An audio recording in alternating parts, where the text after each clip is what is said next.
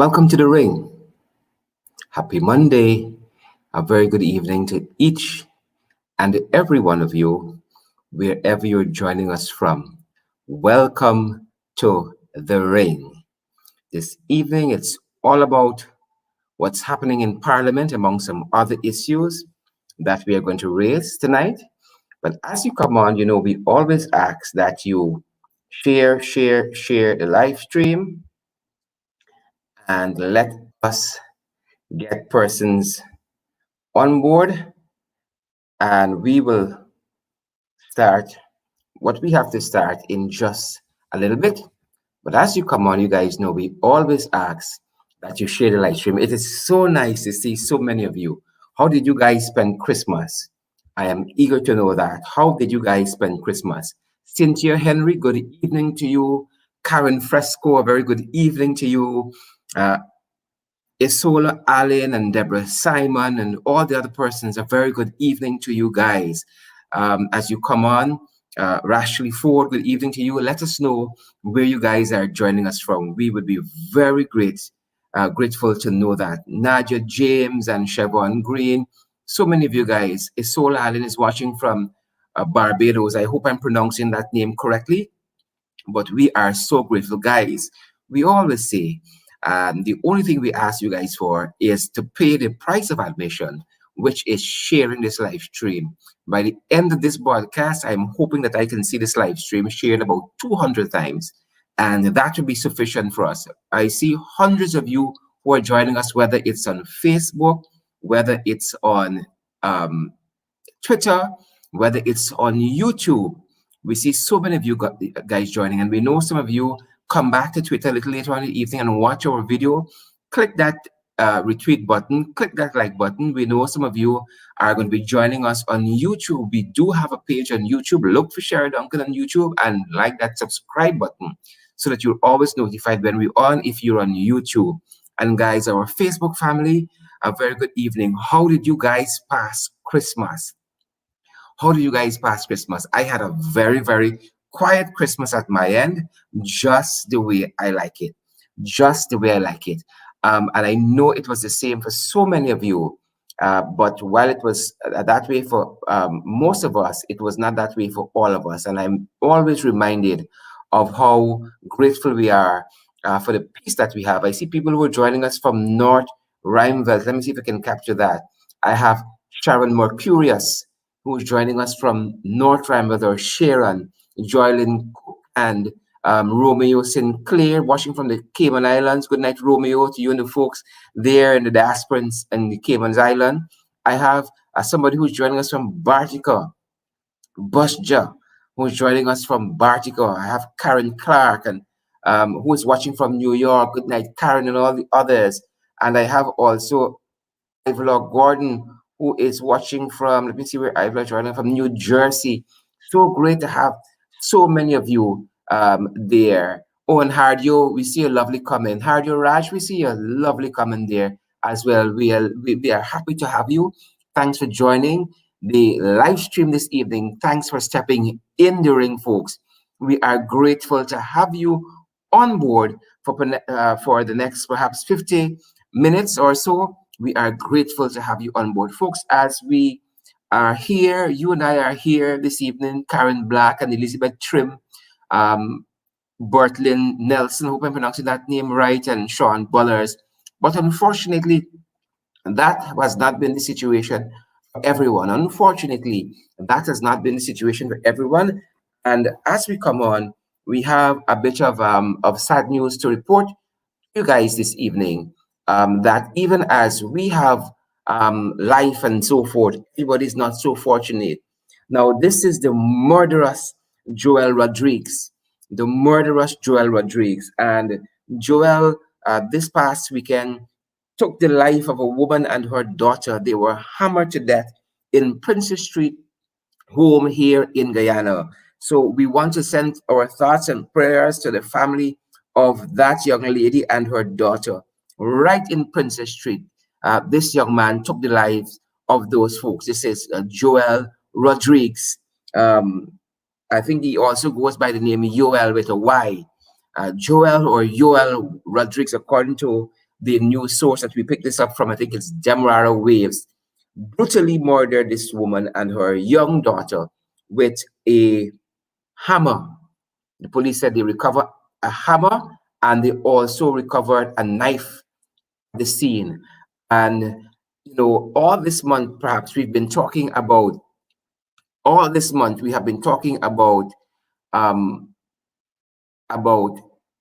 gender-based violence. And if you had joined us for that presentation, I had on board 𝗪𝗵cie and we had on board also 𝗪𝗵𝗴 𝗧𝗵𝗵𝗵.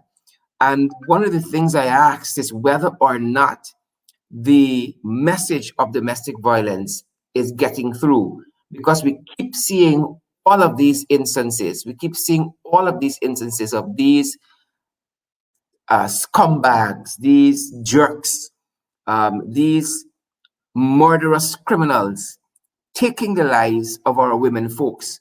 And it seems almost unabated. So one wonders if whatever message that we put out there, whether it is getting through, because why would this fellow feel ease that he could, you know, take the lives of these two persons, and in the manner in which he did,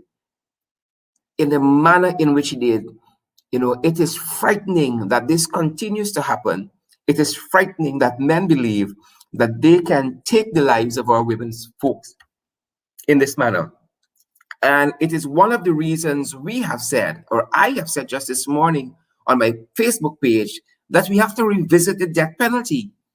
We have to revisit the death penalty in this country, because I don't think you're going to send a stronger signal than that. We have to rethink the death penalty, not applying the death penalty for some heinous crimes such as this, and also hanging in the execution of that death penalty. So those things have to be up for reconsideration, because these guys aren't easy at all, right? And this is what we keep seeing over and over and over again. And folks, listen to me, it has to stop somewhere, right? And some person or group of persons have to take the stand. And I think it's now time for us to go a little beyond what we have been advocating in the past. It is time we go a little beyond just saying, you know, report domestic violence and we take the perpetrators to court and that kind of thing. Because this guy, when found guilty, will be living for perhaps the rest of his life on your taxpayers' dollar and mine. He will be living on your taxpayers' dollar and mine, right? At whether it is Mazaruni or whether it is the one at Lusignan or Camp Street, right? And he will cause the state a lot of problems. Contraband going into the prison, marijuana, and a whole host of illicit substances and objects. Contraband, right? Prison escapees, all of that, right? Or if you belong to the PPP, who released 65 prisoners a couple of days ago, he might walk, right? He goes in there and he puts on what is seeming to be good behavior, kill two persons who would have been productive citizens, and then the PPP comes along and says, you know what? You know, he's a good boy now. He's a good boy now, right? And he is allowed to walk. 65 persons the PPP released from prison. And we discussed this on one of our last two shows. 65 persons the PPP released. And of this 65, there are people who are wanted there for all manner of things: drug trafficking, robbery, manslaughter. 65. The point I'm making is that these persons can walk, such as Joel Rodriguez, who would have killed these two persons under an administration like the PPP administration. I'm trying to find my notation on the list of persons who were released. Because, like them, this gentleman here can go before the courts, he is found guilty, and then you have a callous government, like we have in the fraudulent 𝗵𝗵 administration, which sends him off. Right? So we can see something like that happening. I'm really trying to locate my notation on the persons who were released serendipitously by the fraudulent Minister of Home Affairs, who said that they were released in good behavior, folks. Right? He looked at them and said they are going to be released because of good behavior. Listen to these 65 persons who can be released like this jerk, right? This murderer, 𝗁𝗲 Rodriguez. One person was released for manslaughter. Persons were released who caused death by dangerous driving. Thank you very much, 𝗪𝗵 𝗵𝗲. A person was released from prison this month by the 𝗵𝗵 administration who abducted somebody. So he was imprisoned for abduction. They have released him for good behavior. So much for that person or family who was abducted. There were persons who were released for armed robbery. Can you believe that? Right? And Joel stands a chance. You go and you plead guilty and so on, and a couple mornings, you pretend that you are at church by all of a sudden, and then they release you. Right? People were released who were jailed, tried and jailed, found guilty, unlawful malicious wounding. Can you believe that? Bestiality, you're sleeping with animals, you're having sexual intercourse and all kinds of sick things with animals. Well, they release that person, right? People who were trafficking in cocaine. People who were trafficking in cocaine tried before the court and found guilty, and these people were released, right? Unlawful possession of a firearm, they were released. Persons break and enter into your homes, 10 of them were released, thanks to the PPP government. 10, were released. So this murderer can be released under the 𝗵𝗵 administration. Damage to property, persons were released. Fraudulent conversion, and they were released.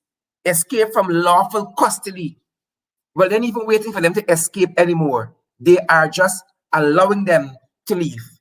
You understand me? You don't have to escape now. Just be a good boy and you can leave. Folks, I'm privileged this evening to be joined by a colleague of mine.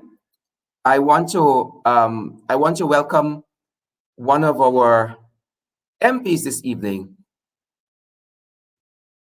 Ladies and gentlemen, I give to you 𝗪𝗫 𝗵𝗲, Member of Parliament, the Honorable, who is joining us. MP, a very good evening. MP 𝗵𝗲, a very good evening.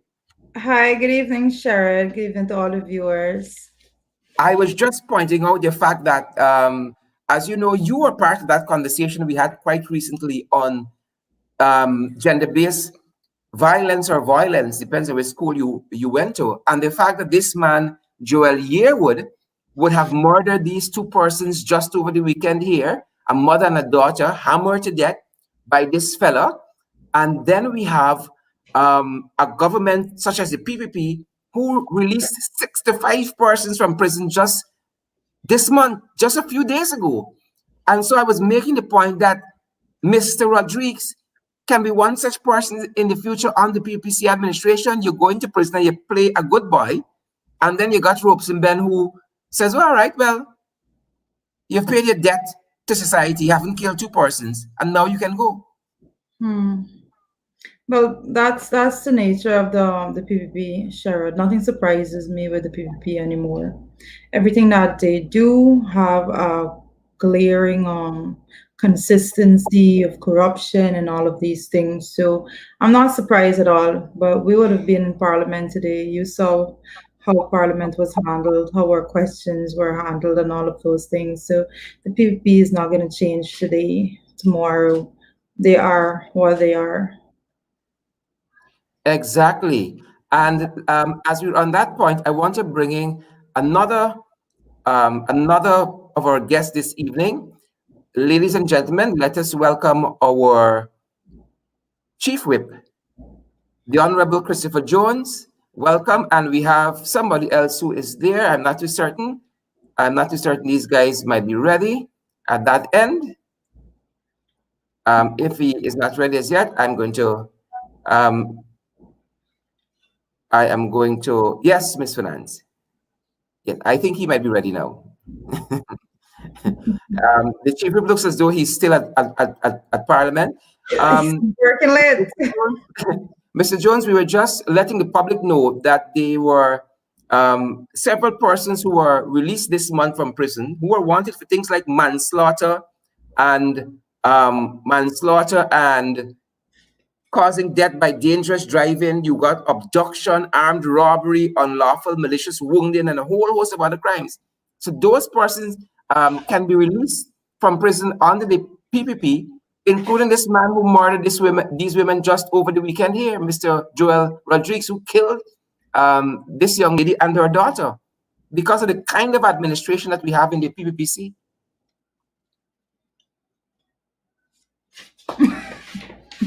I don't think Mr. Jones is here. You quiet. Oh, I see the whole parliamentary crew is still there. Chris, Yes. you're muted. Chief Whip, please put on your microphone. I don't see. All right. While we get the Chief Whip set, I want to bring in some footage we have from a part of the Leader of the Opposition statement as we went into Parliament this morning to debate and interrogate three financial papers that were brought by the PPPC. We are going to have a look at that, and then we're going to come back on the other side to you guys.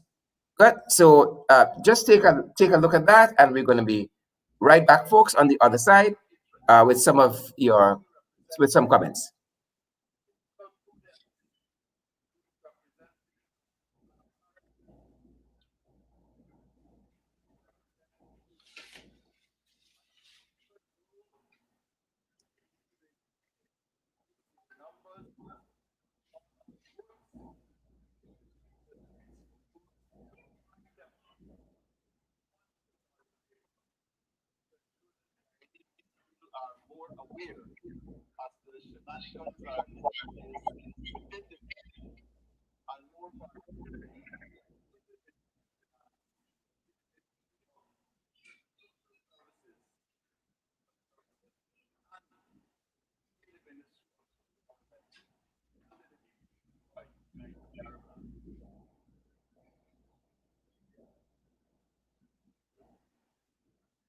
So thank you very much, folks. There you have the Leader of the Opposition who was setting the tone of our parliamentary engagement this morning. Ms. Finance, you are one of the persons who are trained economists. You have the PPP who came into government trying to have us believe as though they were doing this big all-inclusive budget, the budget of all budgets. And we told them that this budget was hurriedly being done and they should take some time, we look at it and come again. But they wanted this very quick fixed budget, claim it that is the biggest budget. And now we see the effects of them having to come back to Parliament begging for more money. And Chris is still checking his mic to see if it's working. It's not working as yet. Right ahead, Ms. Finance. All right. Yes, Sheridan. Thank you for that. Yes, that's exactly what happened. We saw the PP come in and we heard them speak a lot about having this emergency budget. And what we would realize is that today we had in excess of $8 billion in spending having to be approved by the House again, because these are supplementary spending, additional monies that they would have used. Because I just want to point out, this is not monies that they're asking to be approved to be used. These are monies that were used because, the majority of that was used. But let me point out, for example, I know one of the items we were looking at, and this is an item that we had much talk about during the budget debates, and that is the actual sum that was allocated to the Amerindian Development Fund. And that we would have remembered that was in excess of $800 million, and yet we had the Minister of Armenian Affairs coming to the House today um, for approval of an additional $130 million to that fund. And what persons must understand is that when they come and ask for this additional $130 million, at no point in time do they intend to say what was done with the $100 million that they would have spent already. Now they're asking for more money. The minister blatantly refused to answer any question about the way in which the $800 million was spent. Now these are monies that would have already been expended, and there should be accountability for every cent of taxpayers' dollars that was spent. But the minister has no knowledge, or that is what it appeared to be in the House today, of how those monies were spent, where the monies were spent, and so forth. The minister came to the House today for approval of $130 million, and I can actually read from the remarks what it was asked for. There's a provision for additional resources to facilitate payments with respect to the procurement of tractors and trailers for hinterland communities. A simple question was asked of the minister: which communities will benefit from these equipment? The minister told the House that she doesn't have the information. Chris, can you hear us now? He's hearing you, but he's not. His mic is muted. I don't know if he should just sign out and sign back in. Yes. Let me see if I can help him from his end.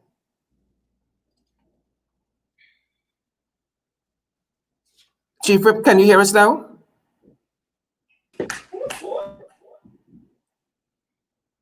Let me see if I'm trying to, yeah. Chief Whip, can you hear us?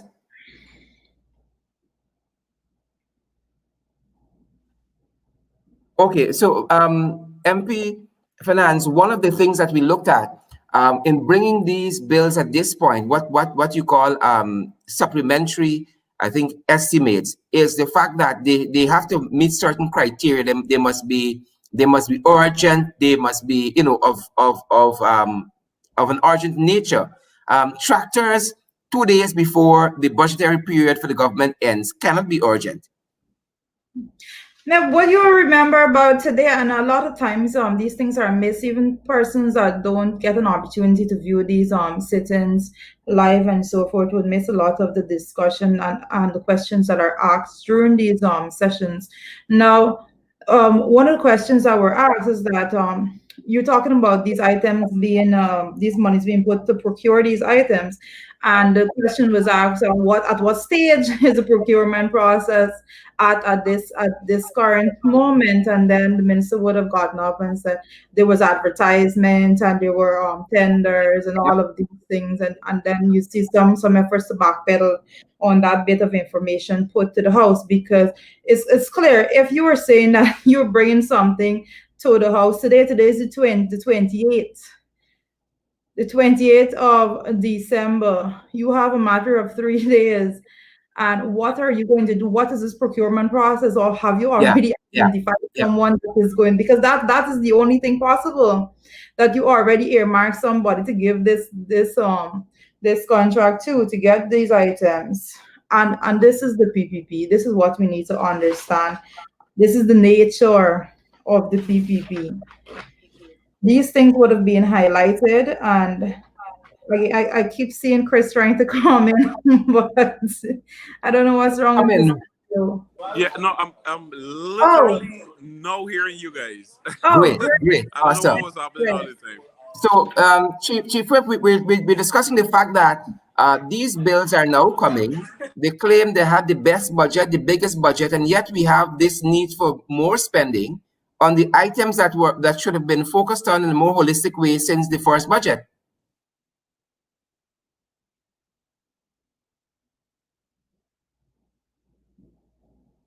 Jumping MP Finance. All right. Well, the items, and I had some. There was some major concerns about what was discussed today, and what I was just speaking about the $130 million additionally what the PP is asking for now. First of all, you claim that it was an emergency budget in which you used $800 million that was allocated to that line item, to that capital expenditure. Now you come back again with an additional $130 million just before the year ends because you believe this is an emergency as well to be put forward. You were not too clear on the procurement process and what is the transparency, if any transparency at all, in that process. And another one of the more startling ones was the fact that PB came to the House today and asked for $2.5 billion for additional provisions for the payment of the COVID-19 relief for the household initiative. And what is more startling about this particular item as it regards to COVID-19 relief funds is that there isn't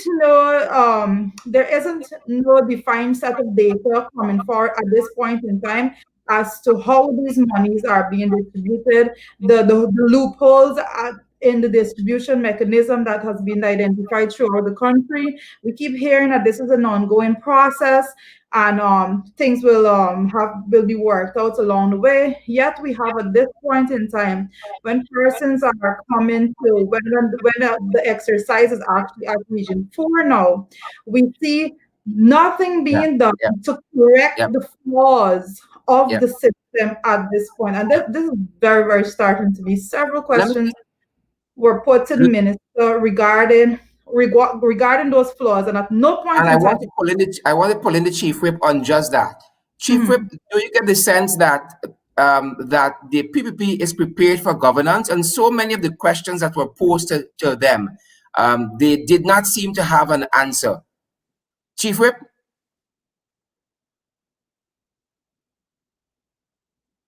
chief whip. I don't think he is he's getting some challenges at his end.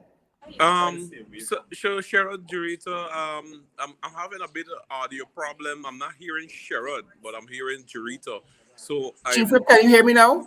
yeah, I'm actually literally listening to your audio, Sherrod, via another phone. All right. So let me pose the question: whether you think that the PPP are No, but I'm prepared hearing for you through the governance. other phone. So if you repeat the question, I will hear it. I'm asking whether you think that the PPP is prepared for governance because they seem so unprepared to answer the questions pertaining to their own financial papers. I'm asking whether you think that the PPP is prepared for governance because they seem so unprepared to answer the questions pertaining to their own financial papers. Mm. No, I don't. Listen, I mean, all of their pronouncements and pontification leading into the elections and subsequently when we had the recount and so forth going in. But now, actually watching them operate in government, all you see is the person at the stock market that made the statement total confunction nonsense. It it's a total confusion. It is total confusion. There isn't a clear direction in terms of what they intend to do or are attempting to do, and it came out more so today during the COVID questioning, the line of questioning as it relates to COVID-19 and the relief, and of course the minister could not say to us. What was the method used to identify who are the persons who are going to likely receive the COVID relief? Which are the regions? What was the total amount allocated as per region, and so forth? There's nothing there. I mean, we got the answer that it is an ongoing exercise. We understand that, but before the exercise commence, there must be method to your madness in terms of what you intend to do. How many households do you intend to distribute the $25,000 grant to? That could not have been answered. How much monies were allocated, and what were the numbers or the amount of persons that you intended? That could not have been answered. And it is striking and strange that here it is that you have distribution of $25,000 COVID relief across the country, but the minister could not say to the National Assembly how much household they intended to distribute this monies to. And that was striking and very alarming too, because here today in the National Assembly, there is a request for an additional $2.5 billion to offset these expenditures. And when the questions were asked by several of the APNU AFC members of parliament, you couldn't get an answer. How many persons with this $2.5 billion do you intend to distribute the $25,000 house relief to? She could not provide that answer. And so forth. So as it relates to the question about governance, that is not even there. As I mentioned before, what we saw today in terms of the answers to several questions, including that of training of members of the Ghana Defense Force, the purchase of the Bell helicopter and so forth, based on the FMA, the Financial Management and Accountability Act, it does not speak to these expenditures being seen as urgent or unforeseen. Right? Training is a regular exercise that happens any year. The purchase of equipment is an exercise that happens every year. It is not unforeseen. It could not be considered urgent, right? So essentially what happened today in the assembly is a clear case of the PPP attempting to cover the tracks for monies that they dip into the consolidated fund without the approval of the assembly, but now coming to try to launder that, if I could use that term. Another key question that we wanted to ask, but of course we didn't reach to that point, was what is the total amount of overdraft as it relates to that? And currently Guyana must know that as it stands, under the PPP, it is now $124 billion in overdraft. That has never been obtained under the APNU AFC government. Thanks to this big budget that they brought a couple of months ago, and they have another one pending in another month's time.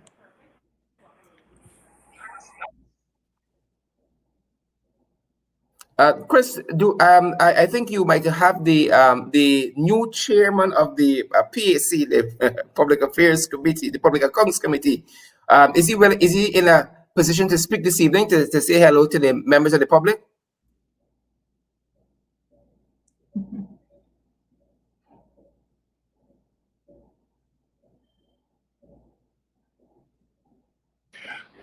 No, actually, chairman of the PAC, Mr. David Patterson, has just left the Artichon Conference Center. But of course, as we note, this is a significant, very significant development, because the public accounts committees have outstanding accounts to be scrutinized, dating all the way back to 2017, 2018, 2019, which was laid just last week in the National Assembly. And of course, they are searching questions that a lot of the Guyanese people want to know as it relates to this COVID relief fund, how it has been distributed, how much has been distributed. A question I asked today of the minister, of which the minister says she doesn't have any evidence of that. That is fine, that is understood. But based on the APNU AFC's information that we've received as it relates to regions 1 to 9, well, 1, 2, 3, 5, 6, 7, 8, 9, and 10, excluding region 4, because currently the COVID relief distribution is being had now. But as it relates to those 9 other regions, we have monies that are unaccounted for. And today, when I posed that question to the minister, I could have literally given her a breakdown as per region.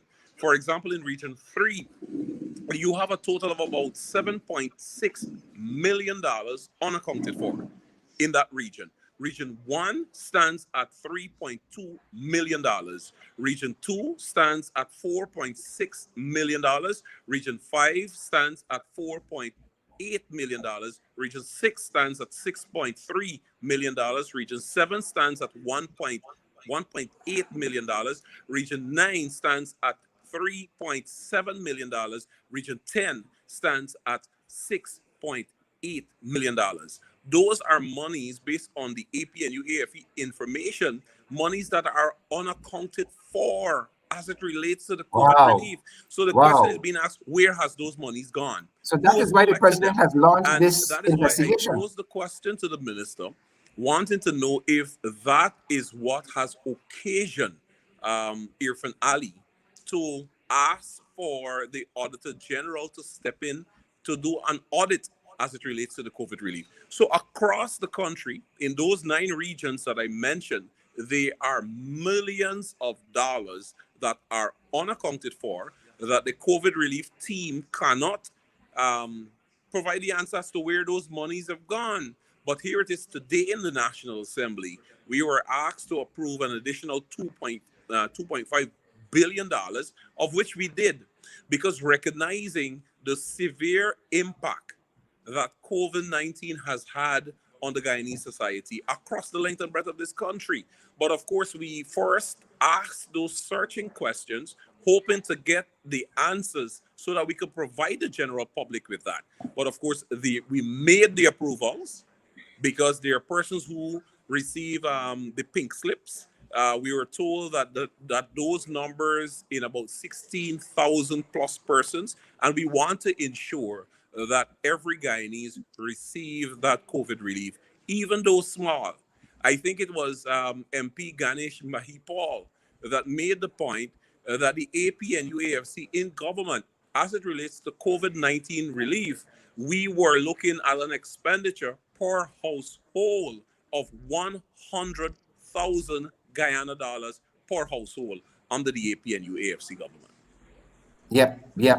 Indeed. And you know, I don't know why, but I continue to be startled by the fact that the PPP keeps coming to the National Assembly, coming to Parliament so unprepared, even for the whether it's the financial papers or the motions and bills that they are bringing to the National Assembly. They seem so unprepared. I think they're not just unprepared, like they're upset and angry that questions are being asked of them. They don't want to provide answers. They just want to go ahead and do whatever it is that they feel fitting to do and not be questioned about it at all. They don't like this whole idea of oversight and anything like that. And I know Chris mentioned that we have so many outstanding Audit General's report to look at, and that is true. What persons need to understand is that the reason why we have such a backlog of those reports outstanding is because the last meeting of the PAC, the Public Accounts Committee, was actually in 2018, I believe August 2018, when 𝗪𝗵 actually was the chair of that committee, and at that point in time, they just refused to call any meetings of the Public Accounts Committee. So that's the reason why we have a backlog in the first place. And everybody would know, persons following in the media, the fight it has been to even get to that point that we had an election of a chair today, the amount of letters that would have been sent to the speaker and so forth for us to get that committee properly established as it was today. And the COVID-19 cash grant, we can stress on this for this because I want you to talk about that. Give me 1 second. I want you to talk about that. I know the chief whip might want to run off. Well, not run off as in insane, but he might want to get home from Parliament. So I just want to get his take on where do you see all of this leading to in 2021. We're just days away from a new year. Where do you see all of this going, especially with the kind of PPP that you see, an ill-prepared one, one who would have received, got into office by fraudulent means? Where do you see all of this heading in 2021? Things are going to get better, or are they going to get worse?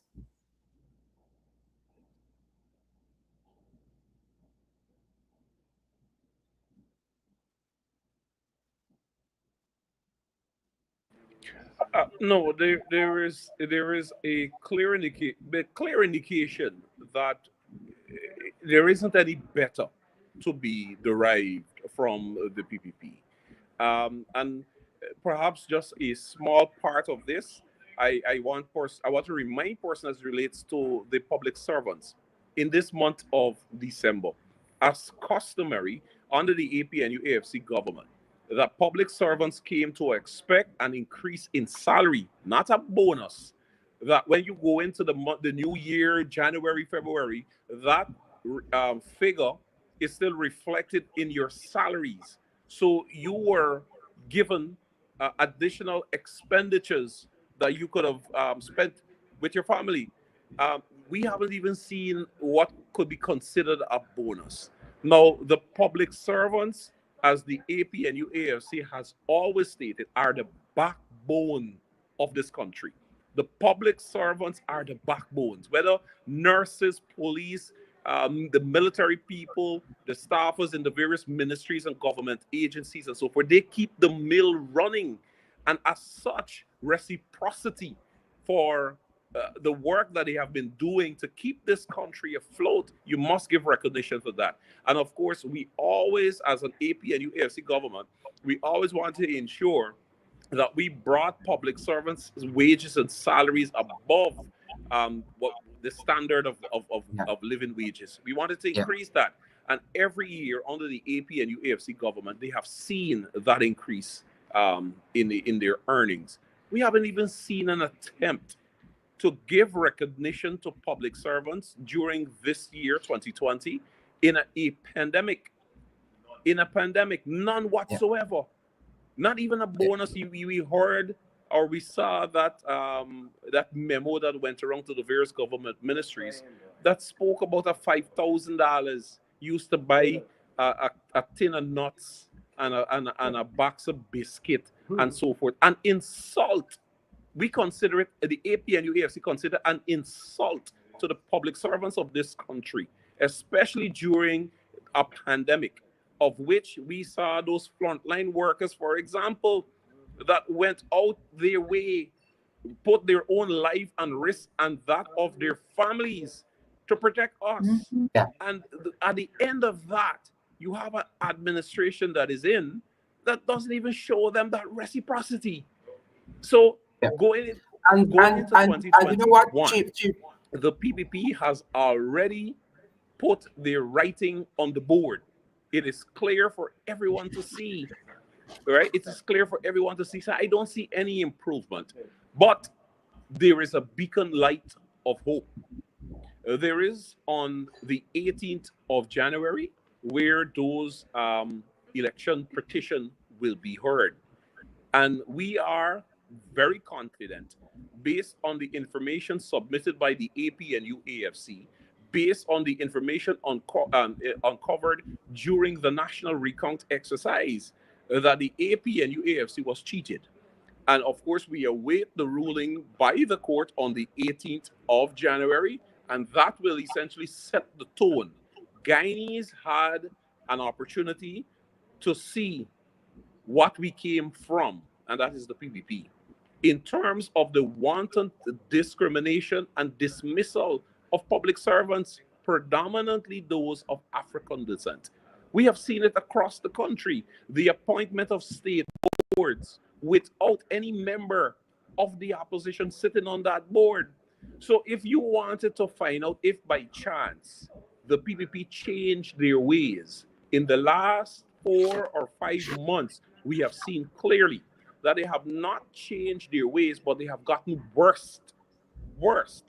And I ask anyone, and I can speak here without fear of successful contradiction. That's right. That under the APNU AFC government, Guyanese of all walks of life, irrespective of your geographic residency, lived a better life where they felt that as a Guyanese, they were entitled to certain development in their communities and so forth across the country, where the average public servant, irrespective of his or her political persuasion, knew that at the end of the month they had a salary coming, because under the APNU AFC they were not terminated, and the list goes on. So the PPP has already demonstrated that it is the same PPP. You know, they say that what don't change its spot, that is the PPP. They have not changed, nothing new. Worse, they have revealed themselves worse. We've seen persons who have been appointed in various ministries and agencies across this country. It's like jobs for the boys. Every single, like for example, the Ministry of Public Health, you have those old relics that have emerged and back on the job. Now, could somebody explain to me, how is it that Roger Forbes' luncheon in his feeble state that he's currently in, was able to retain a job in the Ministry of the Presidency? Yeah. Yeah. Literally Old across the tire. board, it is Old news jobs tire. for the boys. It is the same PPP. Old Selfish, news tire. all about self, party supporters, and their financiers. Guyana was in a better place under the APNU AFC government. We have demonstrated what governance should be, in which every Guyanese, irrespective of his or her ethnicity, irrespective of his or her political persuasion, had a right, not a privilege, a right to live, to earn, to be respected, that the rules of law applied, that no office, I mean, I can go on and on, Sherrod and Jurito, but we have demonstrated what is governance. And that is what essentially this country needs at this time. We have seen in the last 4 or 5 months that the bridge that was, that gap that was bridged between the various ethnicities across this country, we have seen that gap widen. Yeah. Widen. And when you look on Facebook and various social media platforms, you're seeing comments that are laced with racism, and it's getting louder. Over the last 5 years under the APNU AFC, we had narrowed that gap in which interpersonal relation, interracial relation, and so forth Correct. was much better than that is obtained currently under the administration. So they have already, the writing is already on the wall. There's nothing better that could be had in 2021 under the PPP. And that is why the beacon light of hope for this nation is on the 18th of January, when that petition is going to be heard. And as I said before, we are confident, the APNU AFC, we are confident, based on the information submitted and based on the information revealed during the national recount, that we have a clear case in which the APNU AFC was cheated and not defeated. And we are currently under an installed administration. Well said. Chief Whip, just before I let you go, my final question before I turn my attention to Ms. Finance is whether or not you think the PP got it wrong a second time. Now, in the first budget, they made no allocation for public servants. I mean, okay, you make a blunder and you're going to try to correct yourself. You have a second opportunity now in the supplementary budget, right? Nothing for public servants, nothing. And even the COVID that is supposed to be for every Guyanese household, the COVID cash grant, is being given out to PPP strongholds only. What kind of PPP is this, man? Hard-hearted or no-hearted?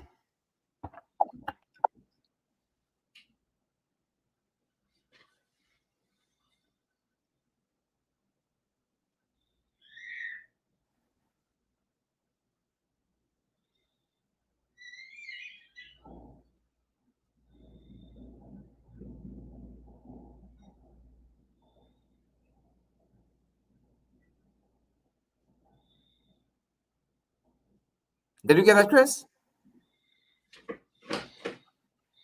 Sorry about that, folks. We have some delays in the audio. This is the same PPP what we came to know under the 23 years of them being in government. The supplementaries that they came, as I mentioned before, has nothing to do with the human capital. The PPP has never been interested in the human capital development. And that is why, as it relates to public servants, you wouldn't see any increase coming to public servants. That is not for them. These supplementary, I mean, we ask the searching questions. We may get the answer subsequently. But clearly, as we mentioned before, there are a lot of financiers who financed the PPP during the elections, and those persons have to be paid. And many of those supplementaries that we have seen that came to the National Assembly, we will find out down the road as to exactly where those monies went. It has not, the PPP has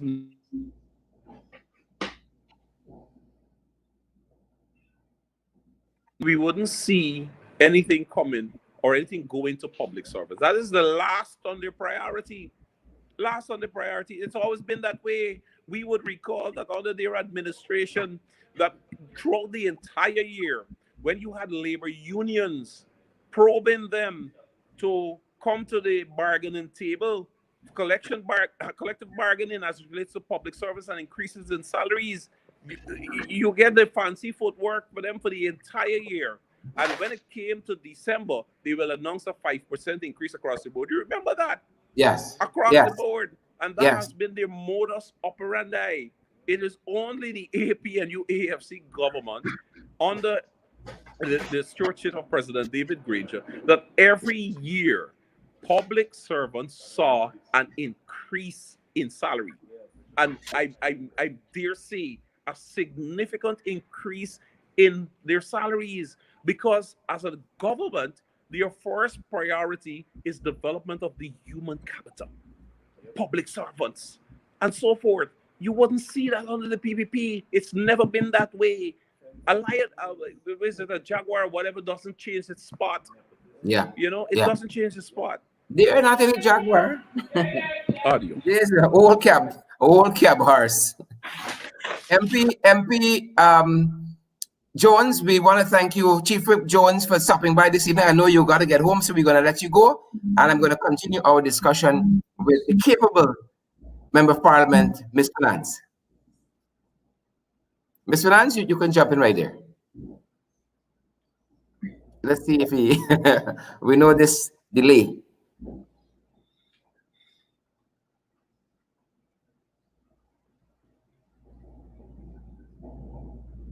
I was actually just waiting on Mr. Jones to just say it, because I know he's here and you're late. Yes, Mr. Duncan. I think our Chief Whip said it very well. This is what we're dealing with, and like what I was. Great. Thank you very much, guys. Take care. Interesting. Yeah, there it is, delay. Yeah, Chris would have said it excellently. That's what we're dealing with. That's a PPP, and they are who they are. We can see, and they're a very heartless bunch of people right now. And we can go right back to this fact with the COVID grants, and I keep saying that we can stress on it extensively, because that is what is going on today. This is a matter that is before the public. Today we have residents in Region 4 that has been anxiously awaiting these monies to help to alleviate some of the struggles that this pandemic has put everyone in. And there we have the PPP that have been rolling it out for quite some time. And at this point in time, they are yet to correct one failure of the structure and the distribution mechanism that they have put in place. And I was quite disappointed today. And I want to actually go back to it a little bit, because I expected at this point in time, after having all the feedback that the members of the public are given, you can check all the social media, and every person's are crying out and complaining all over about the loopholes and the system with having to fill out a pink slip, and this whole issue with having a primary household, and if someone is renting a downstairs per se, the landlord living upstairs, the landlord is getting the money and the person downstairs isn't receiving any money. At this point in time, Sherrod, when we have the distribution coming into to Georgetown area, into the more urban area, where you know that the number of rentals are more prevalent in these areas as opposed to rural areas, there is no system in place. At this point in time, no tailoring has been done to the mechanism being used to have persons that are desperately in need of these monies receive these monies. And this is the issue that we are dealing with, because the PPP is heartless. They don't care about the people who actually need the money. All they care about is coming and say, oh, well, we give some money. And that's what has been going on for quite some time now. And Richard, let me ask you this. Let me throw a spanner in the cog here. I see over the weekend a lot of people have made a lot of fuss with His Excellency President Granger receiving this COVID grant. Wasn't he supposed to receive the COVID cash grant like every other Guyanese? As any other Guyanese, he was one of the persons that received. Yes, Mr. Duncan. But what I can tell you, is that I believe soon after the money that he received was actually distributed to families that are in need, because he just didn't collect the money because he was in need of it or desperately in need of it, but he collected those monies and had it given to persons that actually need it. Mr. Duncan, are you still there? Yes, I'm right here. I thought you went missing. So he, as any other person in Guyana, every single Guyanese is entitled to that money. First of all, persons need to understand this is not the PPP money. This is taxpayers' dollars being Charges for the most money. into the economy and being put back into persons' pockets. And the very manner in which it's being distributed right now is so haphazard. I can tell you there is no equity in the system. No one cares about whether or not you have 12 members in a household as opposed to having 3 members in a household. Everyone is getting every household that actually received the money is just getting that flat $25,000. There is absolutely no effort to have equity so as to properly satisfy the needs of these households per se. We have no system in place that identify areas that are more struggling as opposed to areas that are a little bit more well off and capable of going through the pandemic better. It's not being done like that. We know that there is widespread corruption in the system. We have had endless complaints coming in, and it's quite disheartening to hear that members of the PPP say today that they are yet to get any report of any such thing. But that's a blatant lie.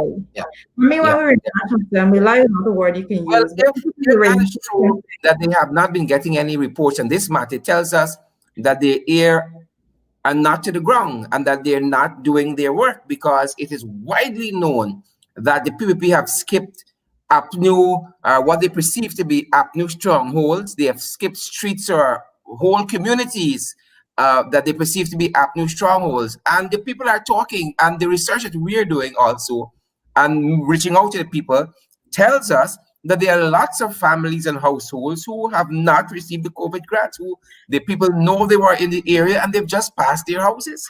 But on the opposite side of that coin, what you would find is that in PPP strongholds, you are having persons not being asked to pull out the pink slip, and you have persons giving several sets of money to one yard and or to one house which have several families in it. And these are evidence, these are things that persons have reported. So it is not a fair system. There is no system of proper accountability to assure that any part of this mechanism that they are using, a very flawed mechanism, have you, because as it is right now, that viewers I can put this in at this moment. The PPP came to the House today to ask for an additional $2.5 billion towards this exercise. And no, this entire $2.5 million will not be used to benefit households, because in the distribution mechanism, we have staff to be paid, administrative staff that has to be paid out of these monies also. So what the PPP is actually doing with the pink slip method is that they would have to pay staff 2 or 3 times to cover the same area in order to get monies to persons. And I can't remember what was the exact figure for those staff that were being paid, because I believe it was reported in the 6 figures for some of those persons that are being paid. Well, the Honorable Minister promised to bring that information to the House in terms of how much staff are being paid. Yeah. Well, and that is another thing, Sharon, because at this point in time, it is unacceptable that the minister does not have that information readily available when these questions are asked. You cannot say that you do not know what proportion of that money will be used to cover administrative costs and so forth. You cannot say at this point in time that you don't know what is the salary or stipend, whatever they're calling it, being paid to the persons that are actually distributed. You can't say that at this point. And these are the answers that were given for an emergency budget, a supplementary budget for this spending, and you don't know who's earning what. I agree with you. It is unacceptable, and we're not going to have it. It is very much so, because coming to the house and asking for an additional 2.5, and when you're going to when you're going to say that this does not, you're not attempting to fix the issue of persons that are renting and so forth, then you haven't really done anything to actually benefit the persons that are in real need of this money. And that is the truth, and persons have to acknowledge, Yeah. have to acknowledge those facts, because I would have preferred if you had come to the house and said we're asking for $10 billion to cover the other persons that needs to get the COVID-19 relief fund. And yes, we have put a system in place that is actually going to curb the issue that we have with the persons that are renting and so forth. That would have made more sense. But they came to the house and says that we just want $2.5 billion, and we're still not going to cover these loopholes. We're still not going to address the person. So we're going to have to pay staff double and triple times the amount to cover the same area, and those monies could have actually been injected into the $25,000 per household system. So that is the craziness as it is right now. I see no proper structure in place, and I see no goodwill being being being shown by the PPP whatsoever. You mentioned today in Parliament, Mr. Duncan, when you refer to the squatters and the way in which those persons are handled. I would assume that when you were thinking about persons that are more vulnerable, most vulnerable people, those are the people that you would seek to address first. But I believe, let me allow you to actually. The point I was going to make is the fact that if you are going at Granger's house, President Granger's house, clearly you're not going to the most vulnerable. And he's right to take it because he's entitled to it as a citizen. And if you're going to come to my home and play stupid, it's a PR stunt, Cheryl. I think everybody should be smart enough to know that the fact that they went to his house is a PR stunt. They went to his house to say that we went to his house. And the fact that he could have found person that did not get any means that they didn't go to everybody. They're not getting the vulnerable. Right? Correct. Well, Ms. Valance, we've been on a little over our time this evening, but I'm happy that you stepped up. I can tell that you had a light day at Parliament, that you prepared for what was to come. You are glowing, while some other folks are tired and in bed, maybe with some Vicks to the nose. I know you look as though you've just gotten up and you're ready to go to battle, and that has been the difference between us and the fraudulent PPP. Actually, I'm actually happy, Sharon, because one of the most important business of the day for me was the fact that the chairman of the Public Accounts Committee was elected today. So Mr. David Patterson had been elected chairman, and at this point in time, the PAC have full reins to move forward, and I'm pretty excited about that, because that's when we actually have the ability to do the oversight as necessary and bring so much to light, and to do all special audits and so forth that will be kicking in very soon. So I'm pretty excited about all of that. I'm excited too to see Parliament begin now to function as it should function in a democratic society. And we've had a pretty rough year, and we're coming down. We have a couple of days left in 2020. I want to close tonight's program off on a light note. For those of you who are out partying and so forth, I want you to take it easy. I learned that this local artist, 𝗵𝗵cie 𝗜ʰ was in Berbice recently, and of course he wasn't taking it easily. And I want to share some of that with our viewers, and I really look forward to your face. So here is that little footage there that we got. This is Berbice.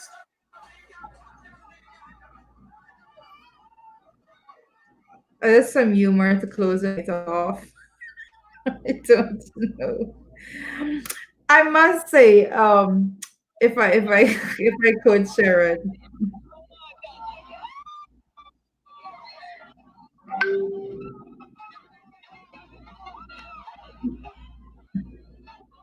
So that is to say, folks, as you're out there, just take it easy. Don't get too excited. You shouldn't be doing too much partying in the first place. Social distancing. Make sure you're wearing your mask. Maybe make sure you're sanitizing. and all the other COVID protocols that are in place. Make sure that you're observing it, and take it easy as you're out there, folks. We still got to get to next year. Don't injure yourself. Miss Fernandez, the last one goes to you. First of all, I must say, when it comes to 𝗵𝗵 𝗧𝗵𝗵, if there is one thing that is quite admirable for that young man, is his level of confidence.